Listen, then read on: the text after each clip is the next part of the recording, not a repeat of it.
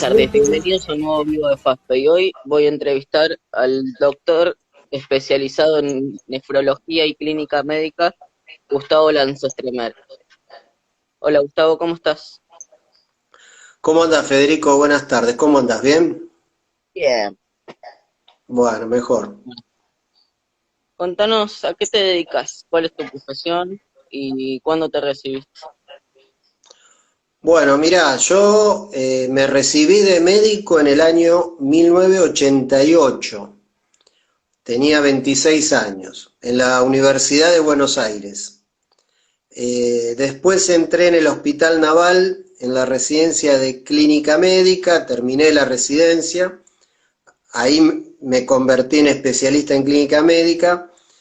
Y después entré en el Hospital Aeronáutico, donde hice una concurrencia en nefrología, di el examen en la Sociedad de Nefrología y ahí obtuve la especialidad en nefrología. Así que tengo ya 32 años de médico y más de 20 de nefrólogo y más de 25 de especialista en clínica. Así que bueno, he recorrido ya más de la mitad del camino, ya estoy más de vuelta que de ida en la profesión, ¿no? Sí. Y bueno, me desempeño en varios lugares, como médico. Durante muchos años fui jefe del Hospital Naval de Nefrología y ahora estoy de director en otro centro. Bueno, hice algunos cambios de mi carrera profesional en el último año y bueno, acá estamos. Por suerte Sí, mejor que antes. muy bien. Eh, Otra cosa, no sé, algún dato que querés saber. Mi matrícula, por las dudas, que a veces es 77633. ¿Mm? Bien. Y si bien en consultorio, en algunos lugares hago clínica médica, lo que más tiempo me demanda es la parte de Nefrología. nefrología. ¿Mm? Tanto en consultorio como en diálisis. ¿Mm? Sí, que en diálisis me bancas a mí. Entre otros, sí, sí, Entre otros. entre otros. El que menos problemas te da soy yo igual. Sí, sí, te portás bien. En general, en general, En general sí. sí. No vamos a entrar ¿Qué es en la enfer- detalles, No, pero por bueno, en favor, no entremos general, en detalle. no entremos en detalles. ¿Qué es la enfermedad renal? Bueno, a ver, vamos a empezar sencillo. Nosotros en nuestro organismo tenemos dos órganos que se llaman riñones, que están en la parte de la espalda abajo, en la zona lumbar. Esos riñones tienen diferentes funciones. Una es la producción de la orina, la principal, para eliminar el líquido que nos sobra, y distintas sustancias que son de desecho, que van de...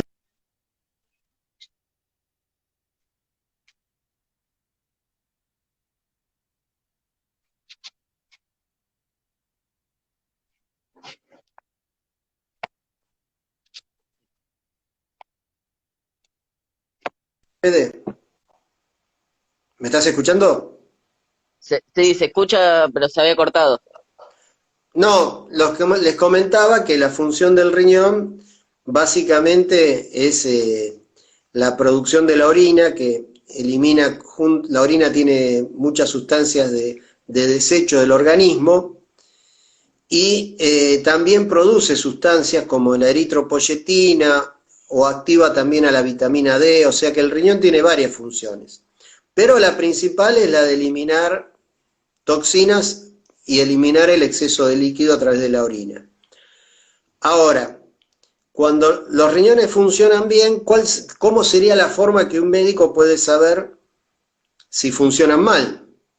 Y eso es bastante sencillo y es importante que la gente lo conozca, que es a través de la medición de una sustancia que se llama creatinina en la sangre. Te sacan sangre y se mide una sustancia que se llama creatinina.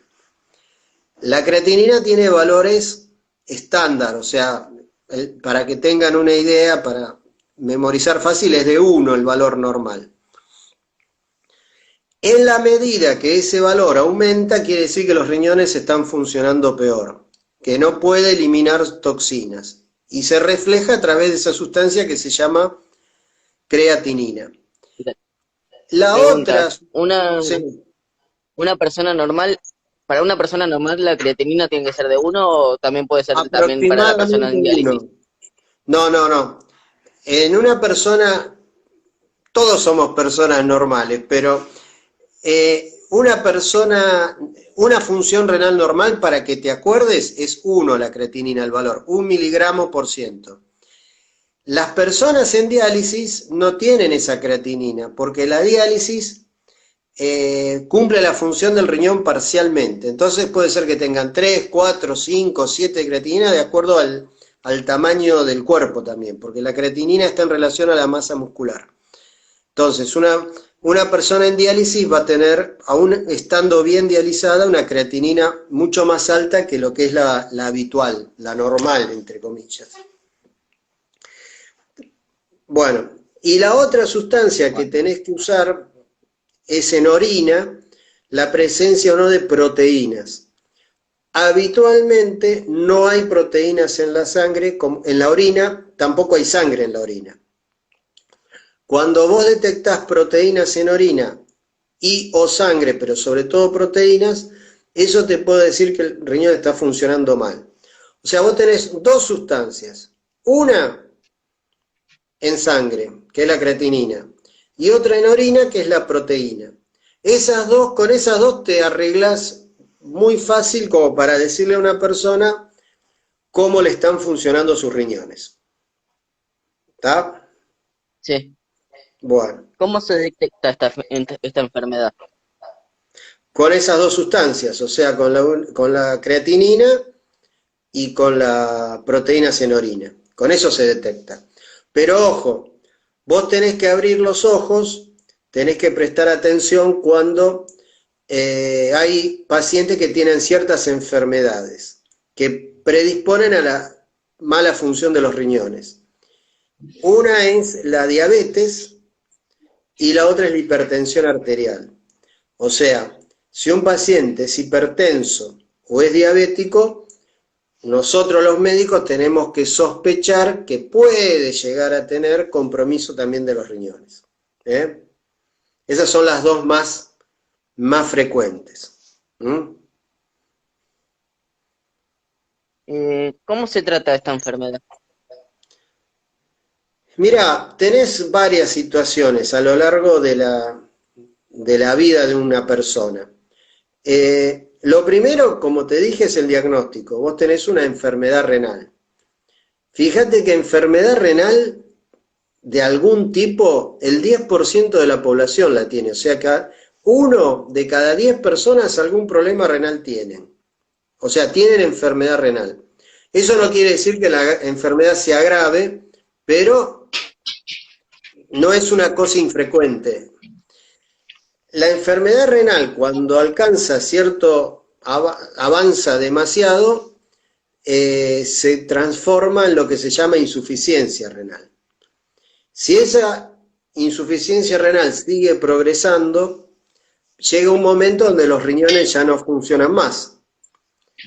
Desde que te diagnostican la enfermedad renal hasta que ya los riñones funcionan muy poco, el tratamiento es la dieta, la hidratación, no tomar antibióticos en forma indiscriminada, no tomar antiinflamatorios en forma indiscriminada, tratar de no aumentar de peso. O sea, hay todo un tratamiento preventivo. Si sos hipertenso, medicarte la presión; si sos diabético, medicarte la diabetes; mantener el peso, tomar mucho líquido. Bueno, hay algunas enfermedades que necesitan de drogas inmunosupresoras, pero eso es son la menor proporción. Aún así, con dieta, con líquido, cuidándose con las medicaciones, etcétera, todo lo que te dije recién, puede ser que la enfermedad progrese y llegue un momento donde los riñones no pueden cumplir su función. Entonces ahí entras en el campo de lo que se llama terapia de sustitución de la función renal. O sea, vos tenés que sustituir la función del riñón. Eso, calculale que en el país debe haber unos 30.000 pacientes que necesitan ese tipo de terapia, más unos 10.000 pacientes en trasplantes, serán unos 40, 50.000 pacientes. Te estoy haciendo un número muy redondo. ¿Cómo sustituir la función del riñón? De dos formas. Una, la diálisis, y la otra, el trasplante. La diálisis puede ser de dos formas. La que practicás vos, que es la hemodiálisis, que vos vas a un lugar, te purifican la sangre y te volvés a tu casa. Sí. Y la otra forma de diálisis es la diálisis peritoneal, que a través de un catéter que se pone en el abdomen a través del peritoneo depura, vos pones un líquido, ese líquido absorbe toxinas, eliminás ese líquido por ese mismo tubito, y así en forma rutinaria lo haces en tu casa, y es otra forma de diálisis. O sea, vos podés tener una que es ambulatoria, que es la peritoneal, y la otra donde tenés que ir a un lugar, que es la hemodiálisis. En nuestro país es mucho más frecuente la hemodiálisis que la diálisis peritoneal. O sea, la mayoría de los pacientes se hacen hemodiálisis y un porcentaje menor, un 7, 8%, se hacen peritoneal. Pero eso depende de cada país. Hay países como Hong Kong, que depende de China en este momento, donde la mayoría se hace peritoneal. En México la mayoría se hace peritoneal. O sea, la opción depende un poco de lo que opinen desde el punto de vista gubernamental y no es un tema médico. Y las dos son muy similares en eficacia, y ¿entendés? O sea, no es que una es mejor que la otra. Y las dos son complementarias. Vos en tu vida podés empezar haciendo peritoneal y después pasar a hemodiálisis, o al revés. La otra opción, aparte de la diálisis, ¿cuál es? El trasplante renal. El trasplante renal tiene dos posibilidades: o que tu donante sea vivo, relacionado o no, o sea, que sea un familiar tuyo u otra persona, tu esposa, alguna situación en particular, o que sea de un paciente que falleció, se diagnosticó la muerte cerebral y es donante de órganos. O sea, puede ser un donante vivo o un donante cadavérico. O sea que vos vas a recibir un riñón y ese riñón cumple la función que los riñones tuyos ya no pueden cumplir. Entonces, tenés dos opciones, acordate: dializarte, peritoneal o hemodiálisis, o trasplante renal.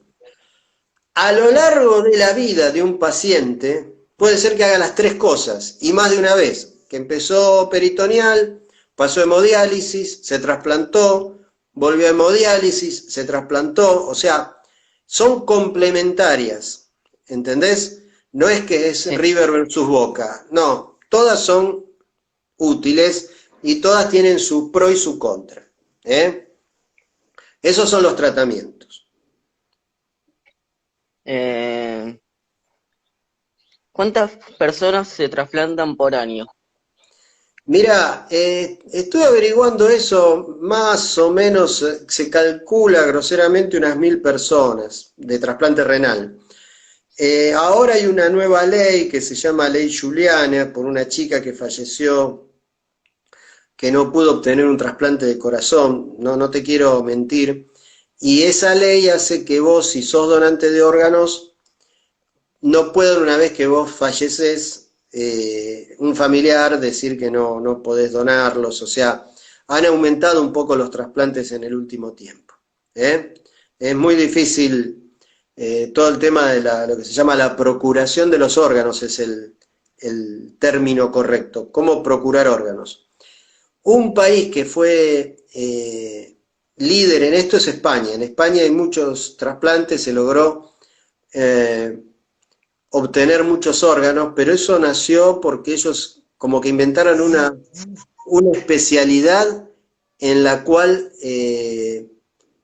hay médicos que se dedican a obtener órganos, ¿entendés? O sea, están en el hospital, van a terapia, a ver cuáles son los posibles donantes, hablan con la familia, después se encargan de la parte de mantenimiento de los órganos, de la distribución. Bueno, es toda es una especialidad en algunos lugares del mundo. ¿Eh? Sí, Pero más o menos ese es el número. bien. Y en diálisis debe haber aproximadamente entre hemo y peritoneal un poquito más de 30.000 pacientes. 30.000 pacientes. En la Argentina, ¿no? Hay países que tienen más pacientes en diálisis, países que tienen menos pacientes en diálisis. Hay pacientes de algunos lugares del mundo, en África, que nadie sabe si hay o no hay diálisis porque no hay información. Pero en general, cuanto más poder económico tiene un país, hay más pacientes en diálisis. Esa es la... Cuanto más longeva la población, más pacientes hay en diálisis. Muy bien. ¿Cómo ves a futuro la enfermedad renal? Mira, el tema, la enfermedad renal la podemos ver de distintos lugares. Básicamente lo que tenés que tener en cuenta que cuanto más vive la gente, cuanto más longeva es, cuanto más la medicina va avanzando, más pacientes empiezan a tener problemas renales. O sea, antes la gente fallecía del corazón a los 50 años, 60 años. Hoy la gente vive más tiempo y es como que da tiempo para que la enfermedad renal aparezca. Siempre te estoy hablando en el mundo occidental y cristiano, o sea, países como el nuestro, Estados Unidos, Europa, África, Asia tienen otras realidades, pero ponele, cada vez va a haber más gente de mayor edad, esos van a tener otras enfermedades, diabetes, hipertensión, poliquistosis, etcétera, y eso los va a llevar a cuadros como insuficiencia cardíaca, o sea, y toda esa suma muchas veces va a repercutir en los riñones y eso los va a llevar a necesitar probablemente diálisis. El tema que esa población que puede ir creciendo va a ser muy difícil a veces de solventar por los sistemas de salud, o sea, es muy caro para el sistema de salud mantener este tipo de terapéutica. Por lo tanto, hay toda una visión de ver cómo se le pone más fichas a la prevención, o sea, que no lleguen a diálisis los pacientes. Eso requiere que los nefrólogos hagamos más consultorio, que veamos pacientes en etapas precoces de la enfermedad, no ya avanzado. Y probablemente a la larga se va a intentar hacer más trasplantes y que la gente haga, esto te estoy hablando de acá a mucho tiempo, no sé, años y años, que la diálisis sea algo que se haga en tu domicilio, tanto la hemodiálisis como la peritoneal. Que la hemodiálisis vos la puedas hacer en tu casa, con un aparatito chico, con un sistema sencillo, va a depender de los avances tecnológicos, no tanto de los avances médicos. Vos viste lo que es la máquina de hemodiálisis, el tamaño que tiene. Sí. Bueno, lo mismo, acordate lo que eran las computadoras hace 20 años, el tamaño, y en un celular estamos hablando, esto hubiese sido imposible hace 20 años, nadie lo hubiese creído, y hoy sí. Bueno, puede ser que de acá... Hay una pregunta en los comentarios de Natalia Alonso. ¿Cómo me cortaste, Fede? Estaba en mi mejor momento. Perdón, ¿Cómo perdón. No, esto, ¿Cómo afecta la alimentación y la enfermedad? Ya la leí. Ahora la contesto. Te decía que hoy, esto, viste, que estemos hablando, antes era imposible pensarlo. Cuando yo tenía tu edad era imposible ni imaginarlo siquiera. Y hoy estamos hablando así. Es muy posible que de acá a unos años los equipos, la tecnología mejore y la persona pueda hacerse el tratamiento ella misma en su casa. Y siempre va a haber algún porcentaje por su gravedad, por las patologías paralelas que pueda tener, que necesite estar en un hospital o en un centro de diálisis. Pero la idea es que la mayoría ahorrar tiempo de traslado, tiempo de personal, ahorrar un montón de cosas. Con respecto a la alimentación, en una época la única salida que había para enlentecer la evolución de la enfermedad renal, cualquiera fuera de ellas, era a través de la alimentación, ir a darle una dieta que tuviera prácticamente nada de proteínas, muy pocas proteínas.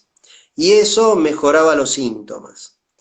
Hoy, con el tiempo, hay que poner en la balanza no hacer una dieta hipoproteica porque el paciente se puede desnutrir y entra a diálisis muy debilitado y eso predispone a infecciones. Entonces se hace una dieta baja en proteínas. Lo que sí es una recomendación importante en la dieta es, y prácticamente para cualquiera, consumir la menor cantidad de sodio posible, o sea, la menor cantidad de sal posible. La sal estimula la presión alta y la presión alta daña los riñones y otros órganos como el corazón, el cerebro, etc. O sea, comer con pocas proteínas en los inicios de la enfermedad, tratar de no comer sal, tomar mucho líquido.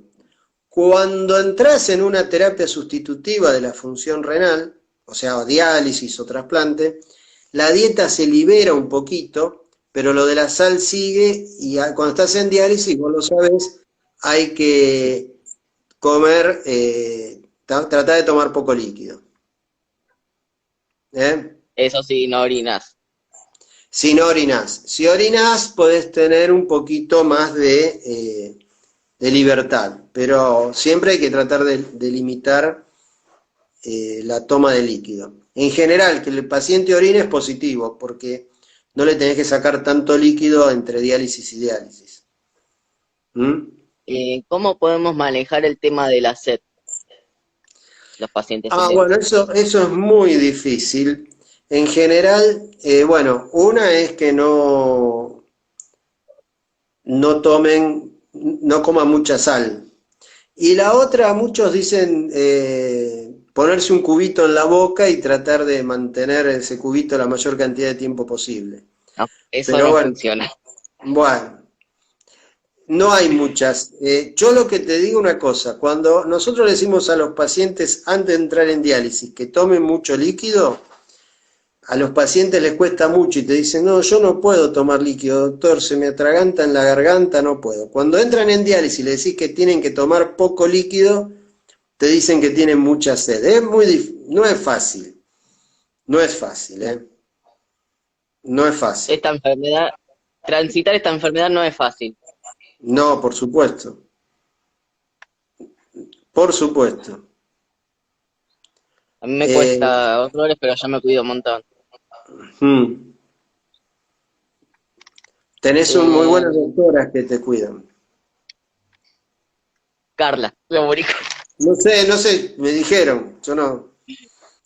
Nah. No sé de qué te reís. Yo no me río de nada. Bueno, mejor. Bueno. Vamos con otra pregunta.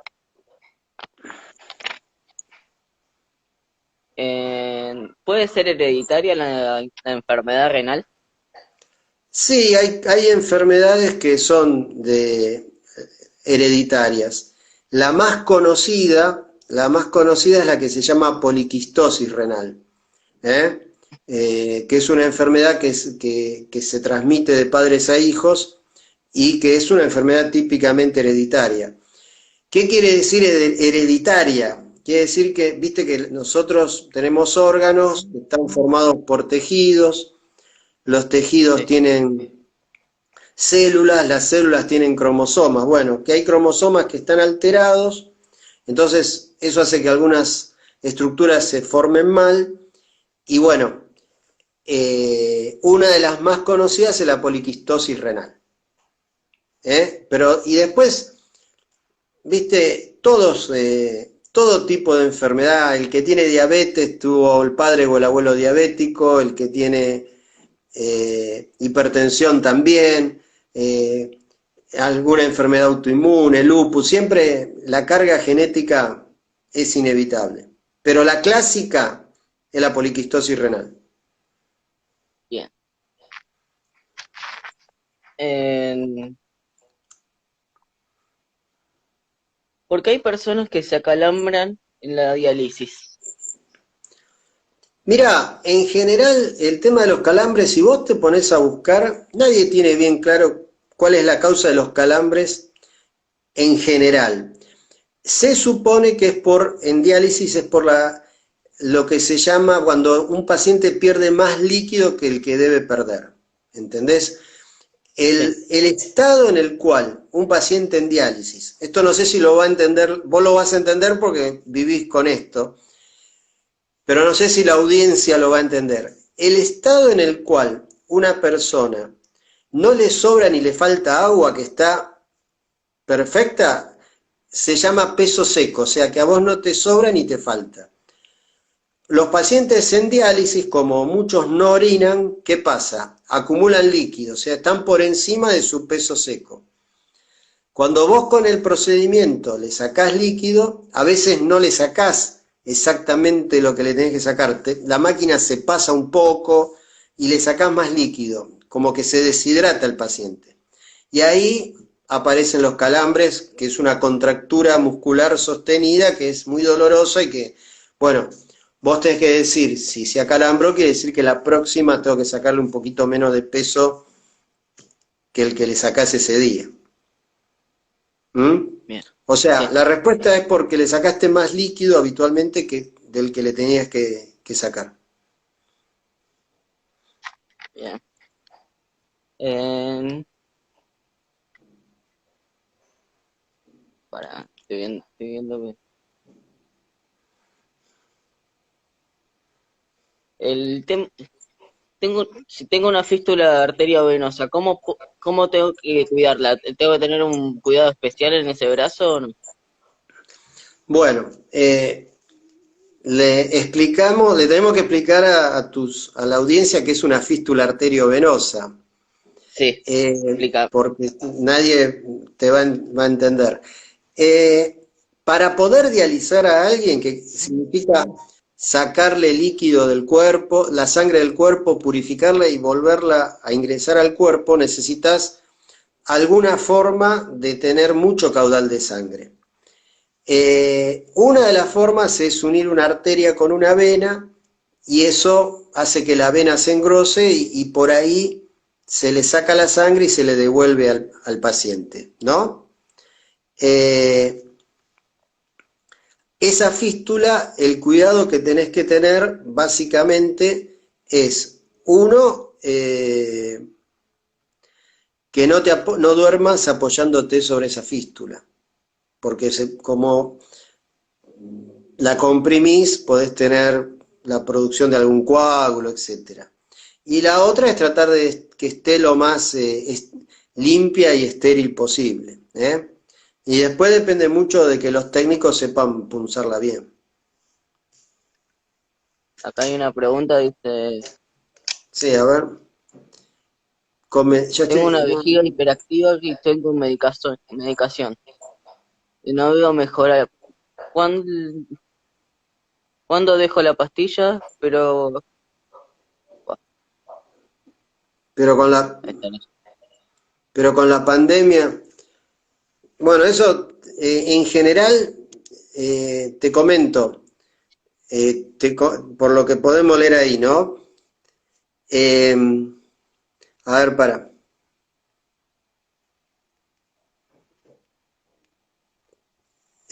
ya te digo. Mirá, comentale, la idea es esta. Nosotros los nefrólogos no vemos esa parte. La vejiga es patrimonio de otra especialidad que son los urólogos, ¿eh?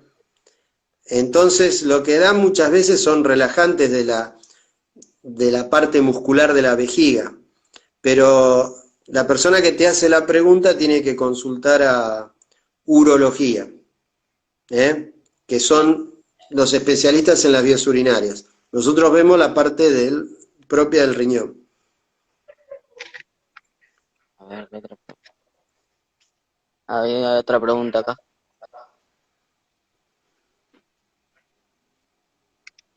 ¿Cuáles son los síntomas que me hacen dar cuenta de que tengo mucho líquido? Pregunta Natalia. Bueno, el signo fundamental que uno puede pensar que empieza a tener líquido es cuando empezás a tener lo que se llama edemas. Edemas, que es la hinchazón tanto en las piernas, si estás parado, o en la parte lumbar, si estás acostado, o a veces cuando es muy importante el edema puede ser hasta también en la cara. O sea, la acumulación de líquido se nota porque vos tenés lo que se llama edema, que es cuando no te podés poner los zapatos, etc. Si esa acumulación de líquido va progresando, puede ir a los pulmones y puede producir lo que se llama insuficiencia cardíaca o edema agudo del pulmón. Y es un cuadro bastante grave, pero en general vos te podés dar cuenta que acumulás líquido si se te hinchan las piernas, o sea, y eso lo notás cuando algunos zapatos que te podías poner habitualmente ya no te los podés poner. Bien.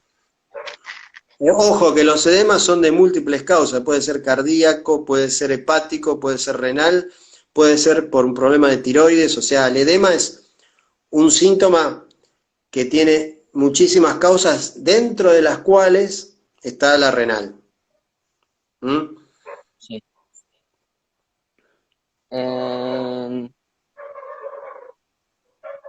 Llevo un catéter para diálisis. ¿Cómo debo cuidarlo para que dure más?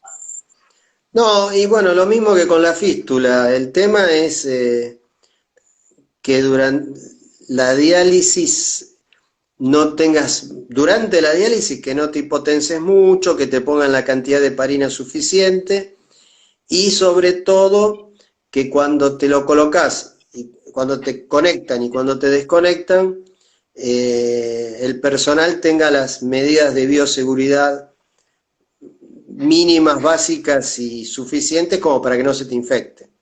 Igual, acordate que los catéteres hay transitorios y definitivos. Los definitivos pueden durar cierto tiempo y en general tienen una vida media importante, pero los catéteres transitorios tienen por su propio nombre, duran poco tiempo. Un catéter 3 meses transitorio, más. ¿cómo? 3 meses más o menos dura. 3 meses duran más o menos Y si vos decís lo que dice el prospecto o lo que sería lo estricto, un catéter más de un mes no tendría que durar. Generalmente más de 6 meses no dura y el promedio lo que decís vos, 3 meses, pero 3 meses en el mejor de los casos. Un catéter es algo que se diseñó más que nada para salir del momento, ¿entendés? No para usarlo de tratamiento definitivo. Acá la hija de Nati dice, tengo una pregunta, ¿cómo nos damos cuenta si estamos empezando a tener algún problema renal y qué hacer en ese caso? Bueno, eso es como empezamos la charla.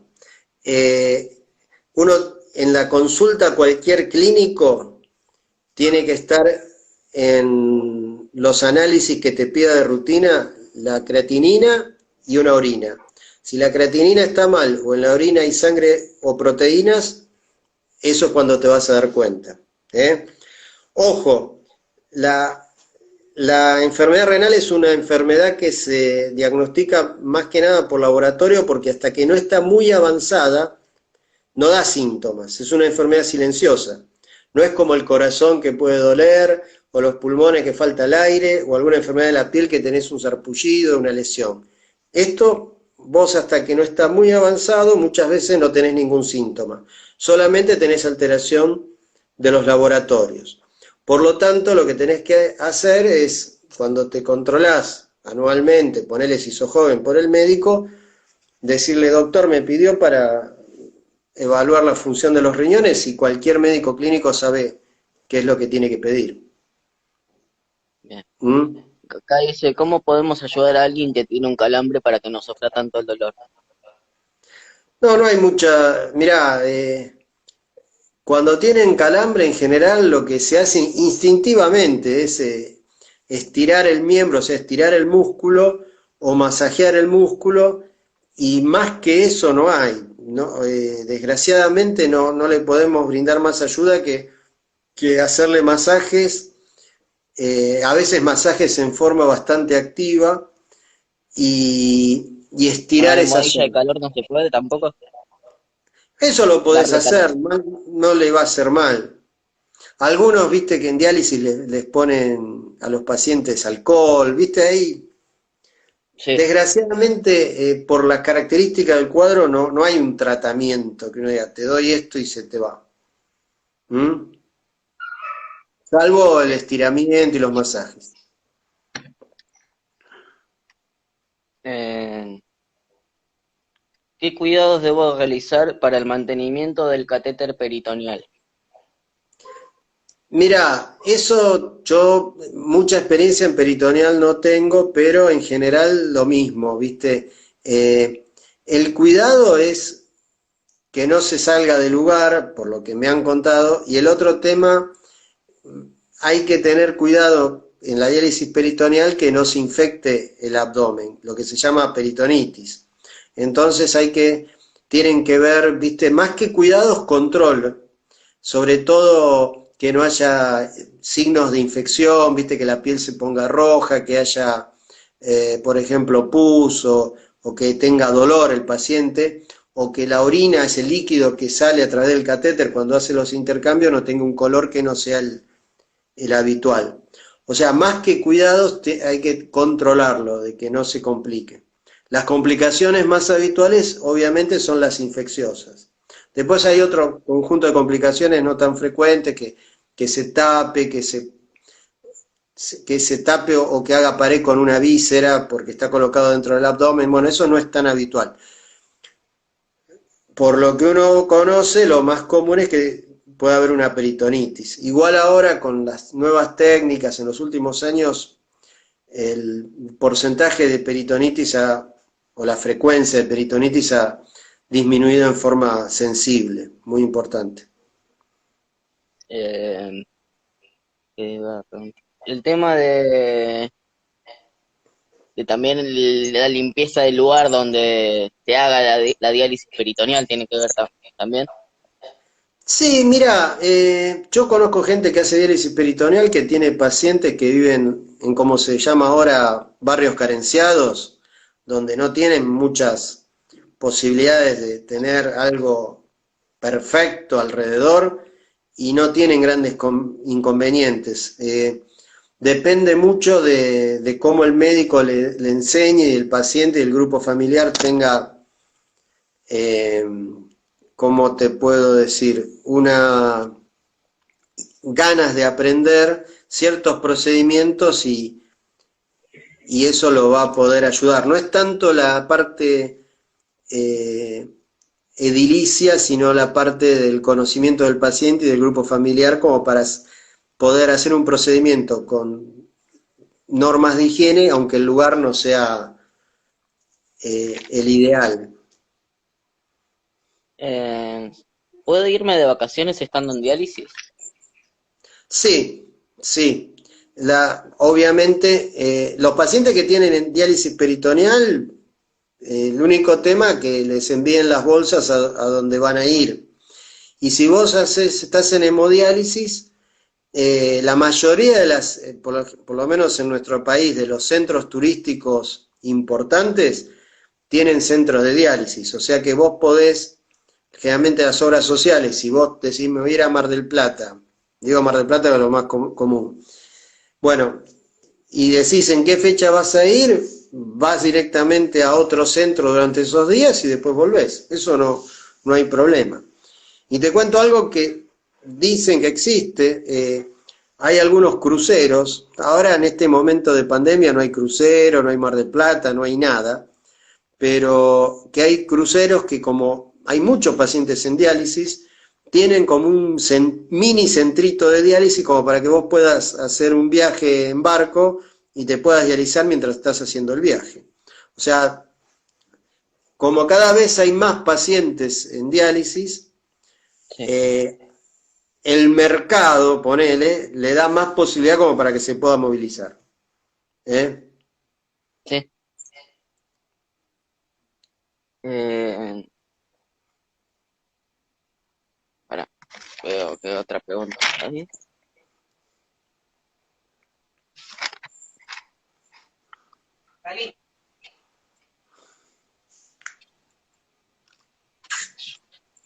Ya hice todas acá. Bueno, ¿Ya hiciste todas las preguntas, Fede? sí, la que tengo en el cuaderno, sí, ya las hice todas. Ahora Bueno, voy a ver qué... Había quedado una pregunta que no la hice al principio, que era ¿en qué son los cálculos renales? no, bueno, los cálculos renales son como piedritas que se producen, se forman en los riñones, que pueden tener distinto origen. Generalmente están formadas por calcio, por oxalato de calcio, carbonato de calcio, otras veces por ácido úrico, y que hay una predisposición natural del paciente a formarlas. En general, con mucho líquido, a veces con dieta, a veces con diuréticos, la formación de cálculos se puede disminuir. El tema es que a veces cuando el cálculo tapa la vía urinaria produce un cuadro que se llama cólico renal, que es un dolor, uno de los más intensos que existe y que a veces necesita de tratamiento quirúrgico, el cálculo de la vía urinaria. Ahí estamos. ¿Escuchaste lo que dije? ¿Se entrecortó? Hola. Hola, No, dicen, se había ¿hasta entrecortado. dónde llegué? ¿Hasta dónde llegué? Que llegaste al cólico renal. Bueno, que el cólico renal es uno de los dolores más intensos que puede sufrir una persona y a veces necesita, hasta aparte de medicación analgésica, necesita tratamiento por los urólogos para sacar ese cálculo. ¿Eh? O sea, es una, diríamos casi una urgencia a veces. No es una patología grave, muchos pacientes tienen, muchas personas tienen cálculos, pero el problema es que cuando el cálculo tapa la vía urinaria, el dolor dicen que es intolerable.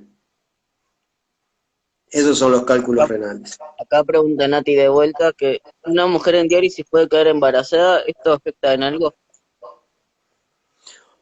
Bueno, por las características de la enfermedad y por las características del procedimiento, la posibilidad que una mujer en diálisis quede embarazada, por una, piénsenlo, por un criterio lógico, es menor que una mujer que no está en diálisis.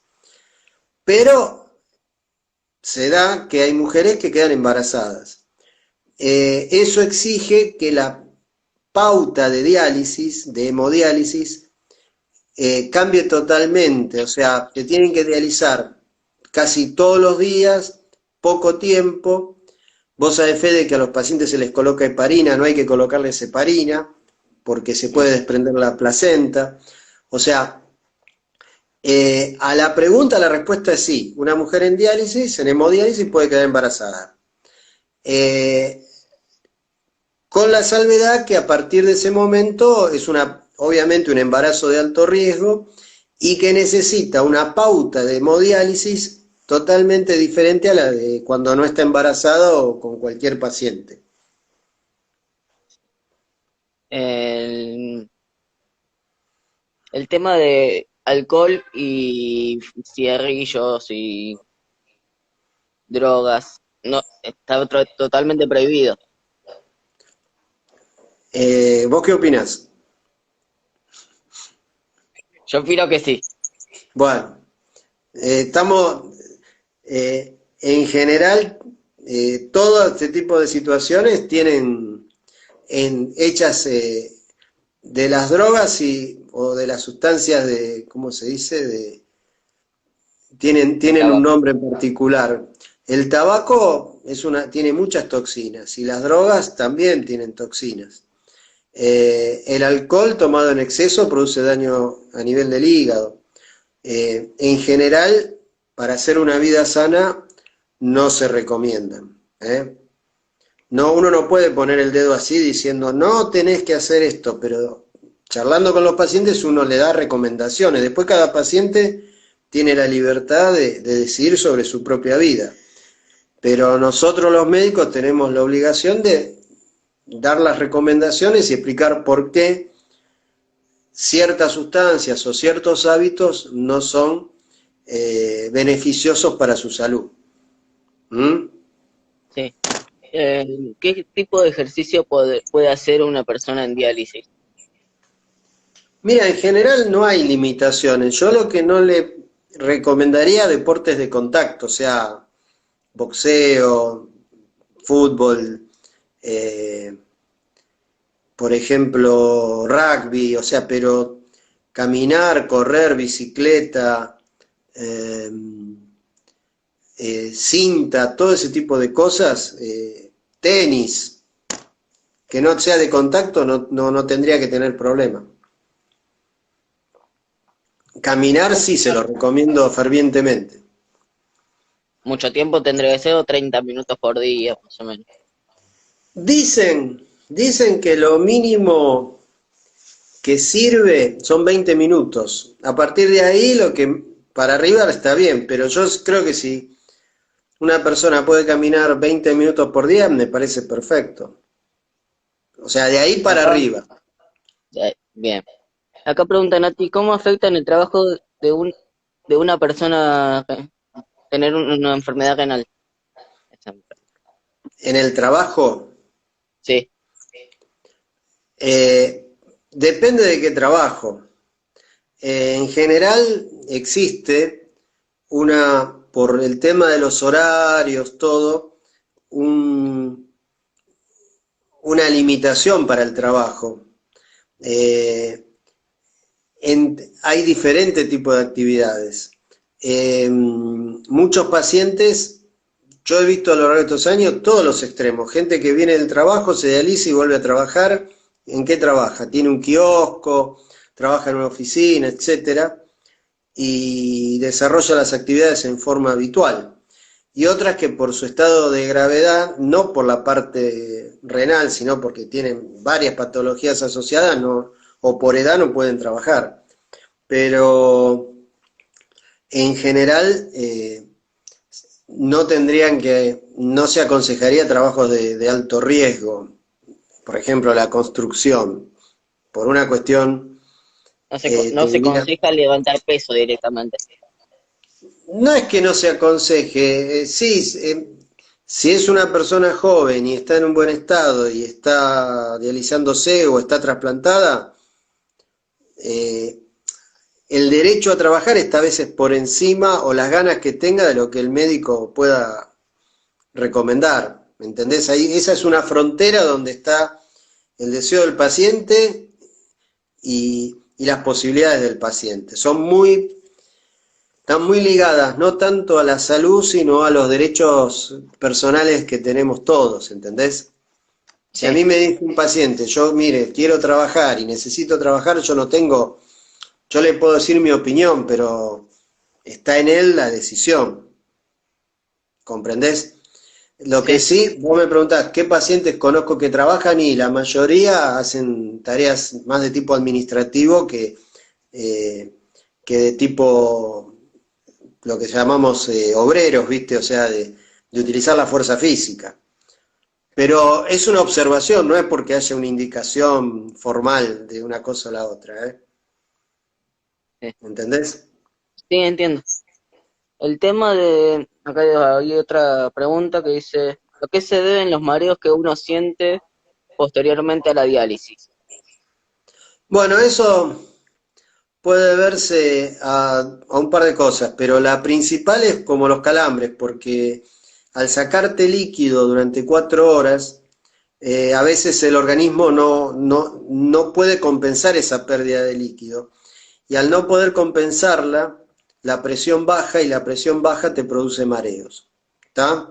O sea, muchas veces está relacionada a la caída de presión.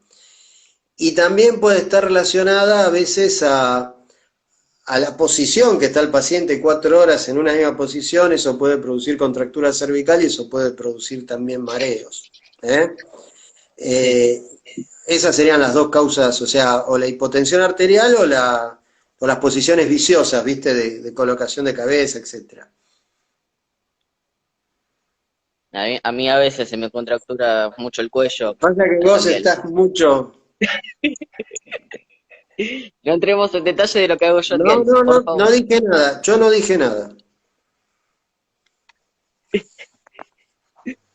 Me parece que ya no hay más preguntas. Y me parece que no. Si no, la dejamos para otro día, sí, y hacemos Ay, Lo importante de Fede es que la gente sepa que en el control clínico, el más sencillo que se puede hacer en cualquier salita, en cualquier hospital chiquito, en cualquier lugar de nuestro país, se pueden hacer los estudios para saber si tenés o no enfermedad renal. Y a partir de ahí empezás. Que para la enfermedad renal hay tratamiento médico y hay tratamiento sustitutivo, que es la diálisis o el trasplante. sí, Como todo lo que es medicina, se va perfeccionando a lo largo del tiempo. No es, o sea, dentro de 50 años el tratamiento va a ser mucho mejor que el de ahora y dentro de 100 años se van a reír de lo que hacemos nosotros, ¿entendés? Va a ser mucho más fácil